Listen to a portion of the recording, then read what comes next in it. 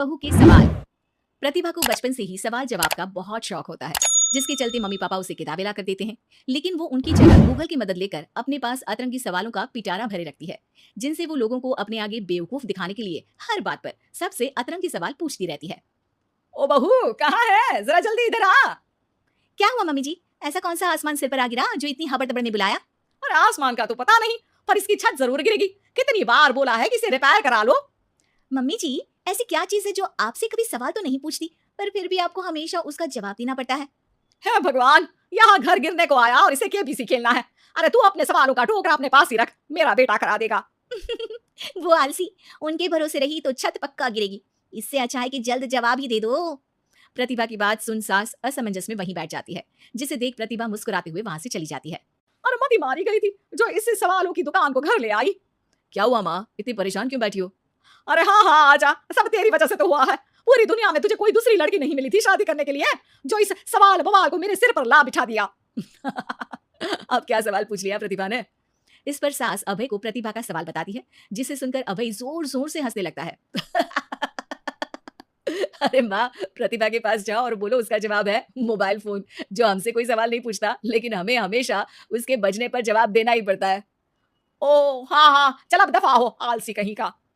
इस पर अभय के वहां से जाते ही सास प्रतिभा के पास जाकर उसे जवाब दे देती है, जिसे सुन प्रतिभा हैरान रह जाती है, लेकिन अपनी बात के चलते छत की रिपेयरिंग का काम करा देती है। मेरे सवाल का जवाब इतनी जल्दी देना मम्मी जी के बस की तो बात है नहीं। कोई मुझे इतनी जल्दी हरा दे ये कभी नहीं हुआ, और ना ही मैं होने दूंगी। अब देखो, इसके बाद तो जैसे बात प्रतिभा के अभिमान की हो जाती है, जिसमें वो सास से बदला लेने का मौका ढूंढने में जुट जाती है। एक दिन, आज ना हमें पड़ोस वाले शर्मा जी के घर डिनर पर जाना है, तो अपने सवालों को घर पर ही छोड़कर जाना, समझी? सास की बात का कोई जवाब दिए बिना प्रतिभा वहां से चली जाती है, और रात को शर्मा जी के घर पहुंचते ही उनके बच्चे के साथ खेल खेलने के बहाने अपने सवालों की गाड़ी शुरू कर देती है। पापा, आंटी बहुत सवाल करती है, मुझे उनके साथ नहीं खेलना। अरे ना ना बच्चा, आंटी आपकी नॉलेज के लिए ही तो पूछ रही होंगी ना। अच्छा तो बताओ, एक लड़की 50 फुट की सीढ़ी से गिरी, फिर भी उसे चोट नहीं लगी, क्यों? बच्चे की बात सुनकर शर्मा जी सिर खुजाते बैठ जाते हैं। अब अरे बच्चा, जाओ खिलौने से खेलो, जाओ जाओ। क्यों शर्मा जी, जवाब नहीं पता तो बच्चे को भेज रहे हैं? अरे आप सब भी क्या सवाल जवाब में लग गए? डिनर करते हैं ना। अब तो जवाब सुनकर ही खाना खाऊंगी। क्योंकि वो लड़की आखिरी सीढ़ी से गिरी थी, इसलिए चोट नहीं लगी। मिल गया जवाब। अब कोई बदतमीजी या सवाल नहीं। अच्छा, तो आज तक मम्मी जी को भी सारे जवाब आप ही बताते थे? क्यों, तुम्हारे अहंकार को ठेस पहुंची कि कोई तुमसे तेज कैसे हो सकता है? ओहो, इतना कॉन्फिडेंस। तो बताओ, एक साल में कितने सेकंड्स होते हैं? 12। 2 जनवरी, 2 फरवरी एंड कंटिन्यूड। ज्यादा तेज हो। अच्छा, ऐसी क्या चीज है जिसे तुम छुए बिना पकड़ सकते हो? बात। 2 माँ और 2 बेटी पिज्जा खाने गई, सबने एक एक स्लाइस खाया, फिर भी सिर्फ 3 स्लाइस ही खा पाए। कैसे? क्योंकि उनमें एक ग्रैंड मदर है, फिर उनकी बेटी यानी कि मदर, और फिर उनकी बेटी। हो गई 2 माँ और 2 बेटी। मिल गया 3 स्लाइड का हिसाब। अरे कभी तो अपनी गूगल की दुनिया से बाहर निकलो। अपने आप को अगर इतना ही तेज समझती हो तो अब तुम मेरे सवालों का जवाब दो। कौन सा फूल सबसे अच्छा है? किसका दूध दुनिया में सबसे ज्यादा अच्छा है? कौन सी मिठास सबसे अच्छी है? अभय के सवाल सुन प्रतिभा असमंजस में पड़ चुपचाप बैठ जाती है, जिसे देख सब हैरान रह जाते हैं। प्रतिभा के पास सवाल का जवाब नहीं, ये चमत्कार कैसे हो गया? अरे कभी गूगल छोड़कर ढंग की किताबें पढ़ी होती तो पता होता।